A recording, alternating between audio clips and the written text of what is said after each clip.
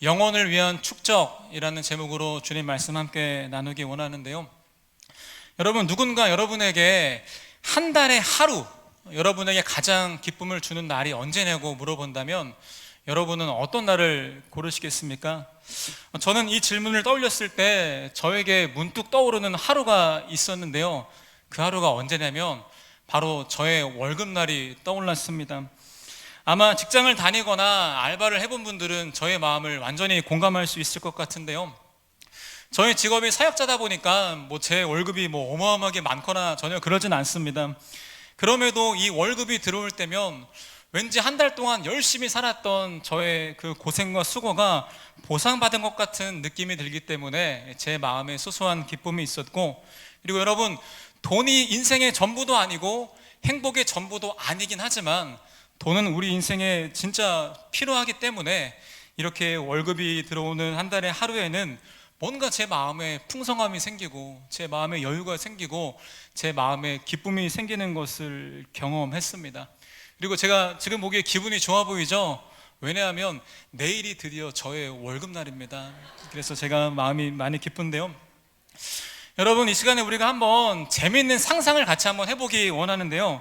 이런 상상을 해봤으면 좋겠습니다. 만약에 우리가 한 달에 한 번 월급이 들어오는 게 아니라 매일매일 우리의 통장에 돈이 들어온다면 여러분 어떻겠습니까? 벌써부터 몇몇 분들의 입에 미소가 지어지는데, 여러분, 근데 만약에 그 들어오는 그 돈의 액수가 1, 2만 원이 아니라 약 864만 원의 돈이 매일매일 우리 통장에 들어온다면 여러분 어떻겠습니까?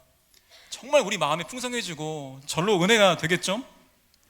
그런데 우리에게 매일 들어오는 그 돈을 사용하는 가운데 우리에게 한 가지 조건이 붙게 되는데요. 그 조건은 뭐냐면 매일매일 들어오는 그 많은 금액의 돈을 우리가 저축해서 사용할 수 있는 것이 아니라 그날 들어온 돈은 그날에만 사용할 수 있다는 조건이 붙었다고 생각해 봅시다. 그렇다면 우리는 매일매일 통장에 들어오는 그 돈을 우리가 어떻게 사용하겠습니까? 아마 여기 계신 모든 분들이 이 돈을 더 많이 잘 쓰기 위해서 열심히 노력할 거라고 생각합니다. 저처럼 계획적인 사람은 전날부터 다음날 스케줄을 다 짜놓을 것 같습니다. 아침 일찍 일어나서 하루에 주어지는 돈을 더 많이 쓰기 위해서 먹고 싶었던 거, 하고 싶었던 것들, 사고 싶었던 것들 다 계산해서 그 돈을 최선을 다해서 사용할 거라는 생각을 하게 되었습니다. 그런데 사랑하는 여러분, 우리가 상상했던 방금 그 일, 진짜 864만 원이 매일매일 우리 통장에 들어오는 일은 실제가 아니긴 하지만 사실 실제로 우리에게 864만 원의 돈보다 더 가치가 있을지도 모르는 선물이 매일매일 우리 삶 가운데 입금되고 있다는 사실 혹시 여러분 아십니까? 그렇다면 그 선물은 무엇일까요? 여러분이 예측한 것처럼 그 선물은 바로 시간입니다. 여러분, 우리에게는 매일매일 하루에 24시간, 분으로 계산하면 1440분, 초로 계산하면 86,400초의 시간이 매일매일 선물처럼 우리 인생에 입금되어 있다는 사실이죠. 우리에게 매일 입금되는 이 시간이란 선물은 결코 저축하여 내일 사용할 수 없습니다. 그리고 이 시간이란 선물을 오늘 다 사용하지 못하면 결국은 사라져 버리게 되고요, 또 내일이 되면 우리에게는 다시 새롭게 24시간이라는 선물이 매일매일 주어지게 된다는 사실입니다. 그리고 우리에게 선물처럼 주어진 이 시간을 우리가 매일매일 어떻게 사용하냐에 따라서 이 시간은 어쩌면 돈보다 훨씬 더 큰 가치를 우리에게 가져다 줄 수도 있고요, 어쩌면 돈보다 우리에게 훨씬 더 깊은 차원의 행복을 경험하게 해줄 수도 있다는 것입니다. 그래서 우리가 흔히 알고 있는 시간은 금이다라는 속담이 우리에게 널리 퍼져 있는 것 같습니다. 그리고 하나님께서 바로 이 시간을 주신 그 주체자이신데요, 하나님께서는 우리가 이 시간을 어떻게 쓰냐에 따라서 우리 인생이 얼마나 달라질 것을 이미 알고 계셨기 때문에 하나님께서도 여러 말씀 구절을 통해서 우리에게 이 시간의 중요성과 이 시간을 어떻게 사용하는지에 대해서 여러 번 말씀해 주고 있다는 것입니다. 사랑하는 여러분, 여러분에게 마음으로 질문하고 싶은데요, 여러분은 매일매일 우리 인생 가운데 선물처럼 주어지는 이 시간 지금 어떻게 사용하고 계십니까? 그래서 오늘은 이 본문 말씀을 통해서 하나님이 우리에게 말씀해 주시는 이 시간 사용법에 대해서 함께 나누기 원하는데요, 이 하나님 안에서 시간을 잘 사용하는 것이 도대체 무슨 의미인지, 그리고 우리가 어떻게 하면 우리에게 주어진 이 시간을 잘 활용할 수 있는지 구체적인 방법을 말씀을 통해서 함께 나누어 보기 원합니다. 먼저 오늘 본문인 15절 16절 말씀을 함께 보기 원하는데요, 우리 말씀을 함께 읽겠습니다. 시작. 그러므로 여러분은 어떻게 살아가야 할지를 살피십시오. 지혜롭지 못한 사람처럼 살지 말고 지혜로운 사람답게 살아야 합니다. 16절입니다. 세월을 아끼십시오. 때가 악합니다. 아멘. 먼저 15절에 보니까 하나님 믿는 우리들이 살아야 할 삶의 모습이 어리석은 사람이 아니라 지혜로운 사람답게 살아야 한다고 말하고 있습니다. 그리고 바로 밑에 16절에 보니까 이 지혜로운 사람의 삶의 모습이 구체적으로 무엇인지 말해주고 있는데요, 이 지혜로운 사람의 삶의 모습은 세월을 아끼는 삶, 즉 시간을 아끼는 삶이 바로 지혜로운 사람의 삶의 모습인 것을 우리가 알고 있습니다. 다시 말하면 하나님께서 우리에게 말씀해 주고 있는 시간 사용 방법은 우리에게 주어진 이 선물과도 같은 시간을 아껴 쓰는 것인 것을 우리가 알 수 있죠. 그런데 오늘 본문에서 말하고 있는 이 세월을 아끼라, 세월을 아끼십시오, 이 말씀의 의미는 이 세상에서 말하는 시간 관리와 약간 다릅니다. 세상에서 말하는 것은 시간을 절약하기 위해서 우리 인생의 우선순위를 정하고 우선순위를 잘 배치해서 효율적으로 계획적으로 시간을 사용해야 한다고 말하고 있지만, 이 본문의 말씀은 그것과는 완전히 다른 내용을 의미하고 있다는 거죠. 이 세월을 아끼십시오라는 문장을 우리가 올바르게 이해하기 위해서 우리는 성경에 원래 쓰여졌던 언어인 헬라어를 함께 공부해 봐야 하는데요, 여기서 세월이라는 단어는 헬라어로 이 카이로스라는 단어를 쓰고 있습니다. 이 카이로스가 뭐냐면 그냥 일반적인 시간이 아니라 하나님께서 우리에게 주시는 특별한 시간을 카이로스라고 표현합니다. 하나님이 우리에게 주시는 기회를 이 카이로스라는 단어를 써서 설명하고 있다는 것이죠. 그리고 아끼다, 아끼십시오라는 단어도 살펴봐야 하는데요, 이 단어는 헬라어로 엑사고라조메노이라는 단어를 사용하고 있는데, 이 단어의 진짜 뜻은 아끼다라는 의미가 아니라 구원해내다, 속량하다, 건져내다라는 의미를 가지고 있습니다.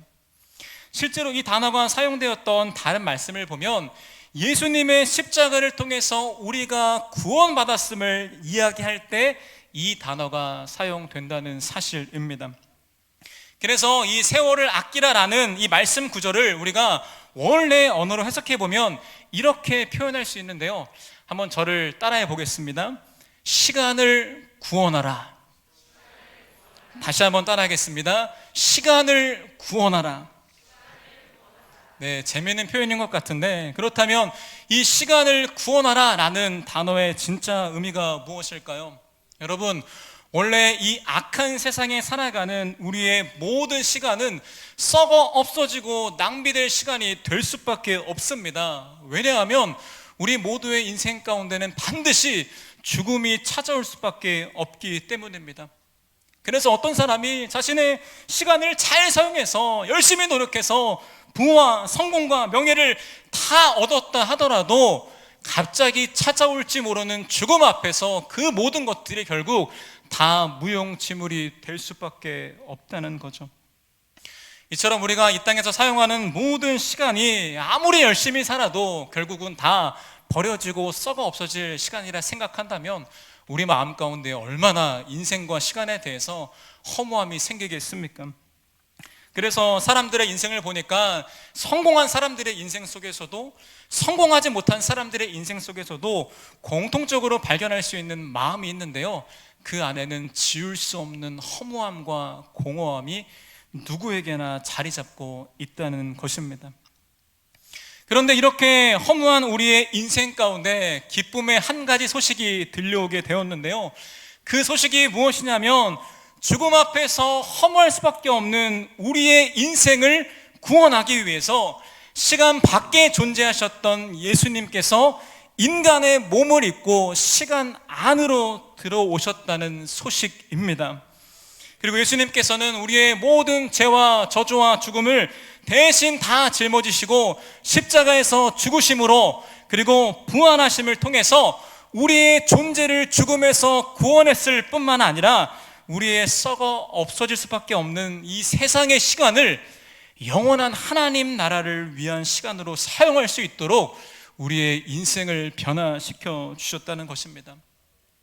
그래서 본문에서 말하는 이 세월을 아끼십시오 라는 말의 진짜 성경적인 의미는 시간을 구원하라, 즉 썩어 없어질 세상의 가치를 위해서 살아가는 그 시간을 하나님 나라를 위해서, 영혼을 위해 축적하는 시간으로 사용하게 되어야 한다는 것을 의미한다는 사실이죠. 그래서 우리가 시간에 대해서 고민하고 점검할 때, 이전에는 내가 내 인생 열심히 살고 있나?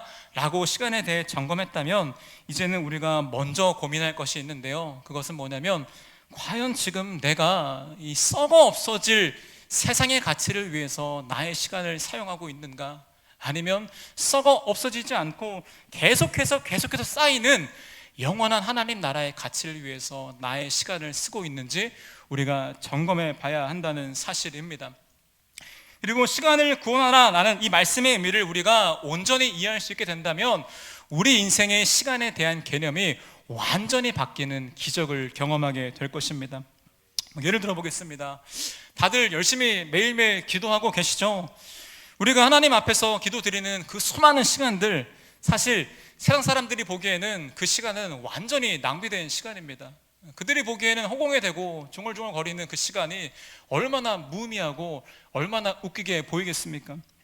그러나 그 기도의 모든 시간들은 썩어 없어질 세상의 가치를 위한 시간이 아니라 영원한 하나님 나라의 가치 축적되는 시간이기 때문에 그 시간, 모든 시간들은 우리에게 엄청난 의미를 가져다 주는 것입니다. 그리고 이렇게 아침부터 나와서 예배 드리는 거, 다른 세상 사람들은 이 시간에 놀러 가거나 늦잠 자거나 TV 보거나 놀고 있는데 우리는 일찍 일어나서 씻고 옷 갈아입고 예배에 나오지 않았습니까? 세상 사람들이 보기에 이 시간은 너무나 어리석고 낭비된 시간일지 모르겠습니다. 그러나 이 모든 예배의 시간이 영원한 하나님 나라의 가치에 축적되는 시간인 것을 우리가 기억할 수 있다면, 여러분, 이 예배 시간은 결코 헛되지 않고 하나님 나라 안에서 엄청난 의미를 우리에게 가져다 줄 수 있다는 거죠. 또한 우리 인생 가운데 찾아오는 수많은 고난과 시련들, 아픔들 다 있지 않습니까? 그런 어려운 시간들이 세상의 관점으로 봤었을 때는 그저 낭비된 시간이고 우리 인생을 망가뜨리고 우리 인생을 퇴보시키는 시간처럼 느껴질 수 있습니다. 그러나 그 모든 고난과 시련의 시간들이 하나님 안에서 이루어진 고난과 시련의 시간이라면, 여러분, 그 모든 시간은 결코 낭비되거나 헛된 시간이 아니라 영원한 하나님 나라에 축적되어지는 시간이 될 수 있다는 겁니다. 그래서 저는 여러분의 모든 시간이 영원한 하나님 나라에 축적되는 시간이 되시기를 진심으로 축복합니다. 그리고 이어서 기록된 본문에 보니까 우리가 우리의 시간을 이 썩어 없어질 세상의 가치가 아니라 영원한 주님의 나라의 가치를 위해서 사용하기 위한 구체적인 방법들에 대해서 말씀이 우리에게 알려주고 있는데요, 본문에서 우리의 시간을 구원할 수 있는 구체적인 방법 3가지를 함께 나눠보도록 하겠습니다. 먼저 첫 번째입니다. 우리의 시간을 구원하기 위한 첫 번째 방법인데요, 그것은 바로 성령 충만입니다. 성령 충만. 17절 말씀을 우리가 함께 읽기 원합니다. 17절 말씀입니다. 시작. 그러므로 어리석은 자가 되지 말고 주님의 뜻이 무엇인지를 깨달으십시오. 아멘.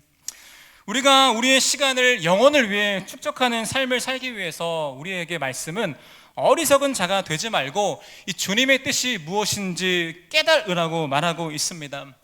다시 말하면 우리가 매 순간의 우리의 시간의 갈림길 안에서 어떤 것이 영원한 주님의 나라를 위한 것인 것을 우리가 분별할 수 있어야 하기 때문에 우리한테 주님의 뜻을 깨닫는 것은 너무나 중요하다는 거죠. 그리고 이어지는 18절 말씀에서는 우리가 주님의 뜻을 분별할 수 있게 하는 그런 너무 중요한 방법에 대해서 말해주고 있는데, 이 18절 말씀을 우리가 함께 또 읽도록 하겠습니다. 시작. 술에 취하지 마십시오. 거기에는 방탕이 따릅니다. 성령의 충만함을 받으십시오. 아멘. 우리가 주님의 뜻을 분별하기 위한 그 방법은 세상의 정욕을 따라 방탕한 삶을 막 살아가는 그런 삶이 아니라 성령 충만한 삶을 살아갈 때, 그때 비로소 우리가 주님의 뜻을 분별할 수 있고 그 뜻대로 살아갈 힘을 공급받을 수 있게 된다는 말입니다. 그렇다면 우리의 질문은 이거 아니겠습니까? 성령 충만이 도대체 어떤 의미일지 우리가 궁금해하지 않겠습니까? 제가 미국에서 청년 사역을 오랫동안 했었는데요, 저는 그 당시 청년들을 위해서 매일매일 그들의 제목을 가지고 기도하는 중보기도 사역도 함께 감당했습니다. 근데 함께 사역하는 친구 중에서 이 찬양팀 싱어를 하는 자매가 있었는데, 그 친구한테 야, 기도 제목 뭐야? 물어보면 항상 하는 말이 있었습니다. 전도사님, 제 기도 제목은요 성령 충만이요 라고 매일 똑같이 이렇게 제목을 내놓은 것입니다. 그래서 전 너무나 은혜가 돼서 이 자매 정말 충만한 자매구나 라고 기뻤습니다. 그런데 시간이 지나서 청년과 대화를 하다가 갑자기 궁금한 마음이 들어서 그 친구에게 물어봤습니다. 누구누구 자매님, 근데 맨날 기도 제목 물어볼 때 성령 충만이라고 말하고 있는데 혹시 성령 충만이 뭔지 알아요? 이렇게 제가 물어봤습니다. 그때 그 자매가 갑자기 머리를 긁적이면서 그냥 좋은 거 아니에요? 라고 이렇게 넘어갔던 제 머릿속에 기억이 있습니다. 이처럼 생각보다 많은 사람들이 이 기독교에 사용되는 용어의 의미를 잘 모르는 경우가 있는데, 이 성령 충만이라는 단어도 우리가 대충 어렴풋이는 알지만 진짜 의미를 잘못 이해하거나 이 뜻을 잘 모르는 경우가 있다는 거죠. 그렇다면 성령 충만의 진짜 의미가 도대체 무엇일까요? 성령 충만, 이 단어만 그대로 해석해 보면 성령, 하나님의 영이 충만하게 되어서 성령님의 능력이 우리 안에 나타나게 되는 게 성령 충만이겠죠. 그런데 많은 사람들이 이러한 단어적인 뜻을 통해 성령 충만을 이해하다 보니까 성령 충만에 대해서 완전히 잘못 이해해서 성령 충만이라는 것은 반드시 기적이 있어야 되고 현상이 있어야 되고 방언이나 환상이나 음성이나 어떤 영적 체험이나 내 마음이 뜨거워지는 역사가 경험되어지지 않으면 그것이 성령 충만이 아니라고 생각한다는 것입니다. 사랑하는 여러분, 성령 충만은 결코 기적과 현상이 아닙니다. 성령 충만은 결코 영적인 체험과 환상과 그런 음성들이 아닙니다. 이런 기적과 영적 체험은 성령 충만을 받는 과정 가운데 하나님이 사용하시는 한 가지 방법일 뿐이라는 거죠. 그렇다면 성경적인 진짜 성령 충만의 의미가 무엇이겠습니까? 성령 충만의 진짜 의미는 우리 삶 가운데 더 많은 부분에서 하나님의 실제적인 통치가 일어나서 우리 삶 가운데 더 많은 성령의 열매, 사랑의 열매가 실제적으로 나타나는 것이 바로 성령 충만의 진짜 의미라는 것입니다.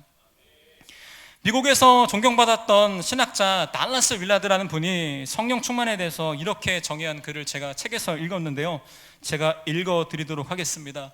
성령 충만이란 성령님의 주도로 인간 자아의 내면 세계가 개발되어 우리가 점점 그리스도를 닮아가는 과정이다라고 말했다는 사실이죠.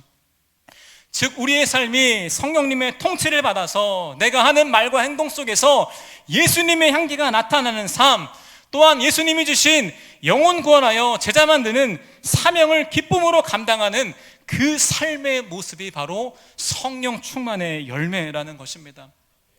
여러분, 만약에 어떤 사람이 하루에 3시간씩 방언기도 하고 막 기적을 막 나타내고 있는데 만약 그 사람 삶 가운데 전혀 예수님의 사랑이 하나도 보이지 않는다면 그 사람의 삶은 성령 충만이 아닐 수도 있습니다. 매일매일 교회에서 봉사하고 하루 종일 교회에 있고 수많은 영적 체험과 기적에 대한 간증들이 넘쳐나는 사람인데 만일 그 사람 마음 가운데 한 영혼을 향한 사랑하는 마음이 전혀 없다면 그 사람의 삶은 결코 성령 충만한 삶이라고 보기 어렵다는 거죠. 다시 정리하면 성령 충만한 삶의 모습은 성령님이 우리의 삶을 더 많이 통치해서 내가 하는 말과 행동과 나의 모든 삶의 열매들이 예수님의 사랑을 나타내는 그 삶의 모습이 바로 성령 충만이라는 것입니다. 그렇다면 우리가 성령 충만을 받기 위해서 어떻게 해야 할까요? 여러분, 성령 충만 받기 위해서 우리가 특별한 기도원 가거나 엄청난 사역자를 만나지 않아도 됩니다. 주님 말씀하신 성령 충만의 방법은 누구나 우리의 일상의 삶 속에서 할 수 있는 일들로 우리에게 말씀해 주셨는데요, 그것이 무엇이냐면 매일매일 우리의 삶 가운데 하나님의 말씀이 공급되어지는 겁니다. 그리고 그 공급되어지는 말씀이 우리의 삶의 기준이 되어지는 것입니다. 그리고 우리가 기도함을 통해서 기준이 된 말씀을 우리가 순종할 수 있는 힘을 공급받고 삶으로 그 말씀에 순종하며 살아갈 때 그것이 바로 성경이 말하고 있는 성령 충만한 삶의 모습이라는 거죠. 여러분, 그래서 말씀 묵상, 성경 통독이 너무 중요한 이유가 우리 안에 말씀이 충만해야 하기 때문입니다. 정식기도, 수식기도, 단순기도, 이게 너무 중요한 이유가 그렇게 기도해야만 이 말씀의 기준으로 우리가 살아갈 힘을 공급받을 수 있기 때문이죠. 그래서 혹시 담임 목사님이 너무나 잔소리를 많이 한다 그래서 여러분 마음 상해하지 마시고 웬만하면 묵상, 통독 혹은 정식기도, 수식기도, 단순기도에 동참하는 여러분 되기를 제가 진심으로 부탁드리겠습니다. 사랑하는 여러분, 우리 모두 성령 충만하길 바라는데요, 영적 체험뿐만 아니라 감정적인 터치뿐만 아니라 그것도 중요하지만 이런 기적과 현상이 아닌 진짜 우리 삶 가운데 나타나는 이 성령 충만의 열매를 우리 모두 경험하게 되시기를 바랍니다. 그렇게 우리가 성령 충만할 때 우리의 삶의 모든 시간 가운데 주님의 뜻을 분별할 수 있게 되고 그 뜻대로 살아감을 통해서 우리의 시간이 영혼을 위한 축적의 시간이 되게 될 것입니다. 다음으로 시간을 구원하기 위한 두 번째 방법인데요, 두 번째 방법은 무엇이냐면 바로 삶의 예배입니다. 삶의 예배. 바로 다음 본문인 19절 말씀에 이렇게 기록되어 있는데요, 우리 한번 말씀을 같이 읽도록 하겠습니다. 시작. 시와 찬미와 신령한 노래로 서로 화답하며 여러분의 가슴으로 주님께 노래하며 찬송하십시오. 아멘. 이 19절 말씀을 간단하게 설명드리면요, 시와 찬미, 신령한 노래, 이 모든 것들이 어떤 의미냐면 하나님께 드리는 다양한 찬양과 예배의 모습을 그렇게 나타내는 표현입니다. 쉽게 말하면 성령 충만을 받은 우리는 하나님께 참된 예배를 드려야 하고요, 또 다른 말로 표현하면 우리가 하나님께 예배 드리는 모든 시간은 버려지고 낭비된 시간이 아니라 영혼을 향해서 축적되는 시간이 될 수 있다는 거죠. 그렇다면 어떤 사람이 이렇게 생각할 수도 있을 것 같습니다. 그럼 우리가 더 우리의 시간을 영혼에 축적하기 위해서 우리는 더 많이 교회에 오고 더 많이 교회에 봉사하고 그렇게 살아야겠다라고 결심하는 분도 계실 수 있죠. 당연히 이런 것들이 너무나 좋은 것입니다. 그러나 우리가 처한 현실의 상황을 보면 너무나 바쁘고 너무나 치열하게 살기 때문에 이렇게 교회에 매일 나올 수 있는 여력이 대부분 없을 거라고 생각합니다. 이런 우리의 삶 속에서 우리의 시간을 더 많이 영혼을 위해 축적하는 시간으로 사용하기 위해서 우리는 성경에서 말하는 삶의 예배란 개념을 반드시 이해할 수 있어야 하는데요, 우리 함께 말씀을 보기 원합니다. 로마서 12장 1절 말씀인데요, 로마서 12장 1절 말씀 우리 함께 읽도록 하겠습니다. 시작.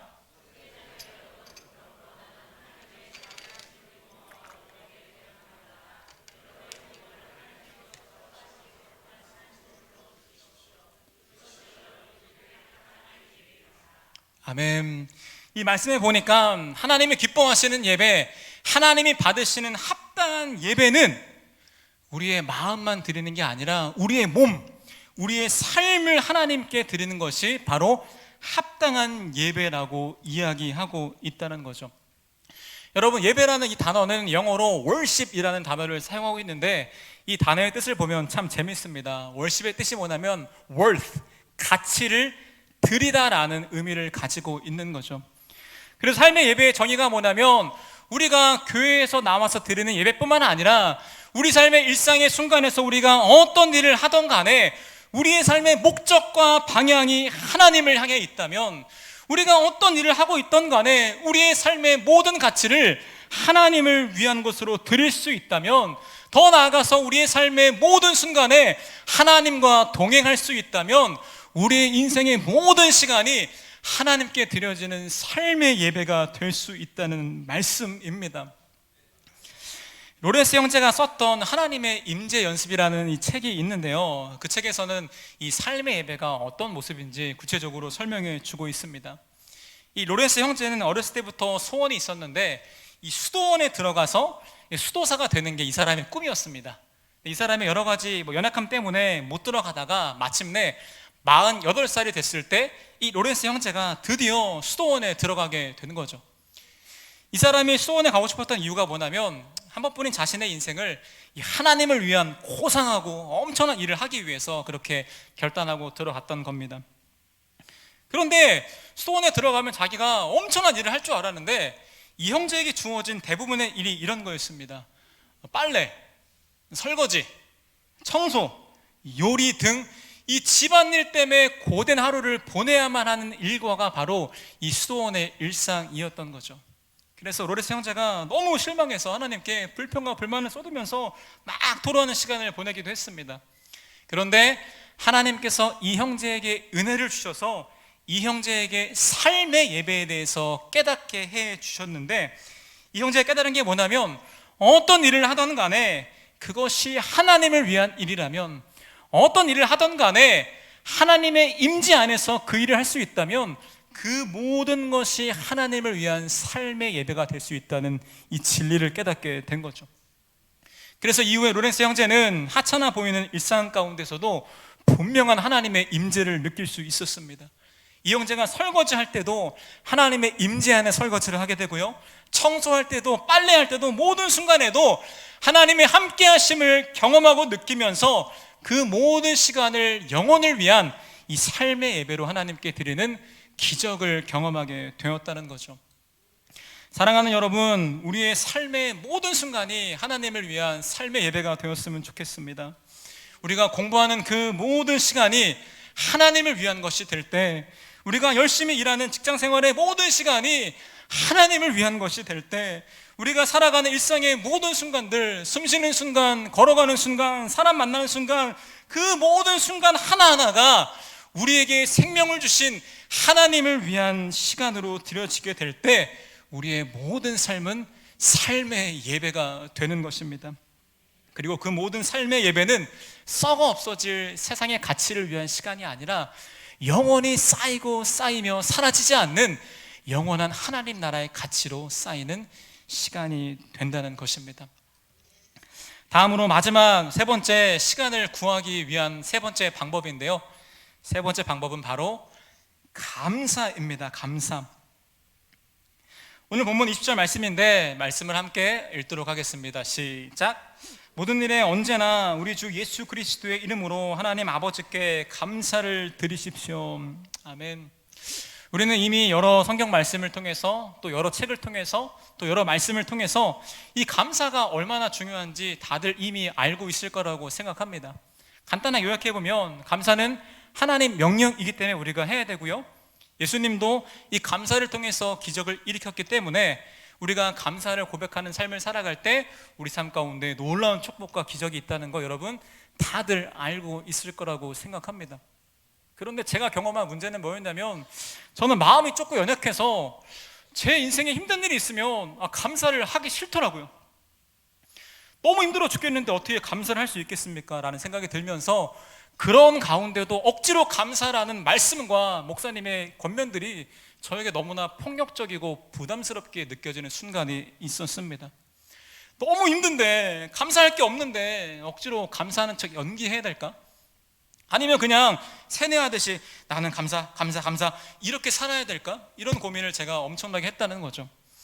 그런데 그런 저의 생각이 완전히 잘못되었다는 것을 말씀을 통해 깨닫게 되었는데요, 하나님께서는 이 말씀을 통해서 우리가 어떤 상황 속에서도 감사할 수 있는 분명한 이유와 우리가 감사할 수 있는 비법을 이 성경 말씀을 통해서 우리에게 말해주고 있다는 겁니다. 그 비법과 이유가 20절 말씀에 나와 있는데요, 다시 한번 20절 말씀 우리가 읽도록 하겠습니다. 시작. 모든 일에 언제나 우리 주 예수 그리스도의 이름으로 하나님 아버지께 감사를 드리십시오. 아멘. 여러분 잘 보시기 바랍니다. 모든 일에 언제나 감사를 드릴 수 있는데, 감사를 드릴 수 있는 비법과 이유는 환경과 상황과 우리의 감정이 아니라 주 예수 그리스도의 이름으로 우리는 언제나 감사를 드릴 수 있다는 겁니다.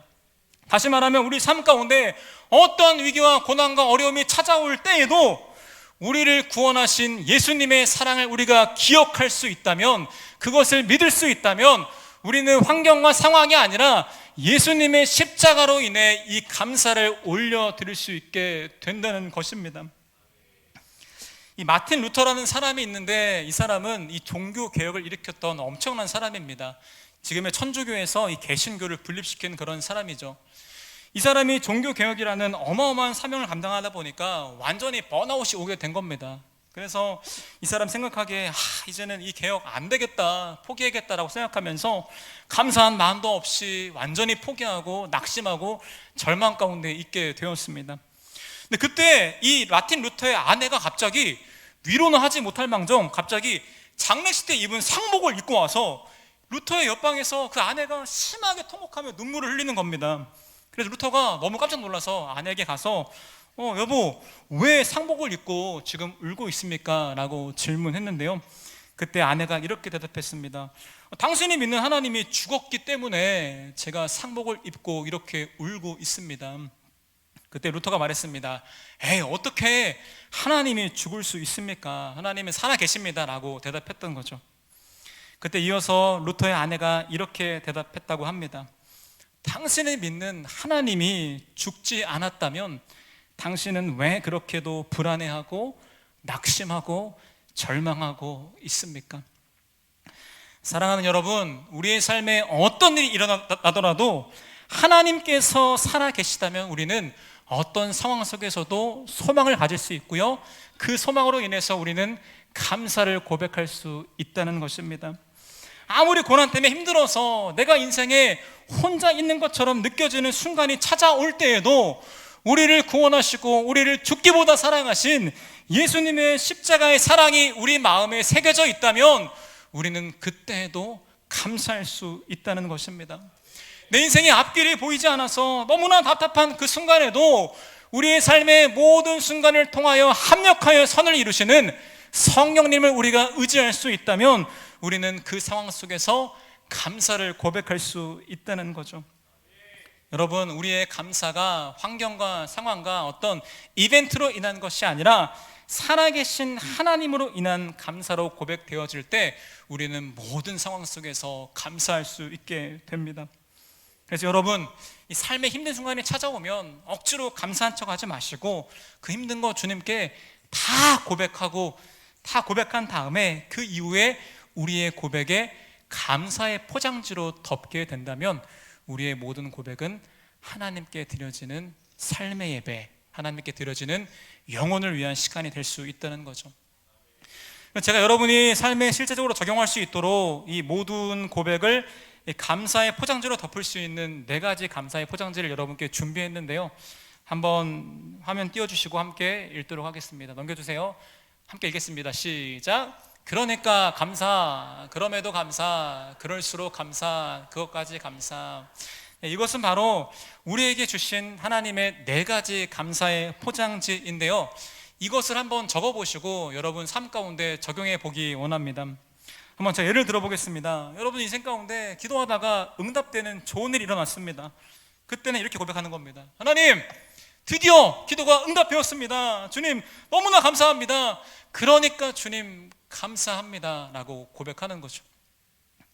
어떤 순간에는 너무나 힘든 시간이 찾아왔습니다. 견디기 힘든 순간에는 이렇게 고백하는 겁니다. 하나님, 저 진짜 힘들어요. 너무 못 견디겠어요. 하나님 살려주세요.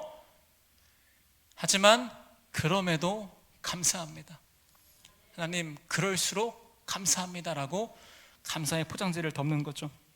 또 때로는 진짜 이해 안 되는 상황 속에서 하나님, 저 이거는 진짜 이해 안 돼요. 왜 그러시는 거예요? 라고 주님께 원망과 토론을 불평을 하지만 그 뒤에 이렇게 고백하는 겁니다. 하나님, 하지만 그것까지 감사합니다 라고 감사의 포장지를 덮어보는 거죠.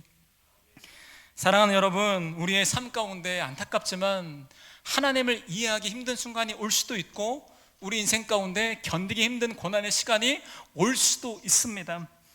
하지만 우리는 그런 가운데도 여전히 하나님께서는 살아계시기 때문에 우리는 그분께 감사를 고백할 수 있습니다. 그렇게 우리가 하나님의 은혜로 인한, 예수님의 십자가로 인한 감사의 포장지로 우리의 모든 고백을 덮어 하나님께 드릴 때 우리의 모든 고백은 영혼을 위한 축적의 시간에 쌓이게 될 것입니다. 결론의 말씀 드리겠습니다. 찬양팀 나와주시고요. 사랑하는 여러분, 너무나 신기한 것은 여러분, 오늘도 우리에게 선물과도 같은 시간이 지금 주어져 있습니다. 그리고 우리에게는 이 두 가지 갈림길이 있는데요. 첫 번째 갈림길은 이 시간을 썩어 없어질 내 정욕을 위한, 세상 가치를 위해서 사용할 것인가, 아니면 이 시간을 영원한 하나님 나라의 가치를 위해 사용할 것인가에 대한 갈림길입니다. 사랑하는 여러분, 여기 참석하신 모든 분들이 우리에게 주어진 이 시간을 썩어 없어지는 낭비된 그런 시간이 아니라 영원한 하나님 나라를 위한 시간으로 사용하기로 결단한 그런 시간이 되었으면 좋겠습니다. 먼저 성령 충만하여서 우리가 이 시간을 어떻게 사용할지 그 주님의 뜻을 분별하게 되기 원하고, 우리의 모든 삶의 순간을 삶의 예배로 드려서 우리의 삶의 모든 순간이 하나님께 드려지는 영혼을 위한 축적의 시간이 되기를 간절히 바랍니다. 그리고 무엇보다 우리의 삶의 모든 고백을 감사의 포장지로 덮어서 우리 인생에 어떤 일이 있더라도 살아계신 하나님으로 인해서 우리가 감사를 고백하게 되기를 바랍니다. 이로 인해서 우리의 삶에 더 많은 시간이 낭비된 시간이 아니라 영원한 하나님 나라를 위한 축적의 시간이 되기를 바랍니다. 우리의 1분 1초 그 모든 시간 영혼을 위한 축적의 시간이 되기를 진심으로 축복합니다.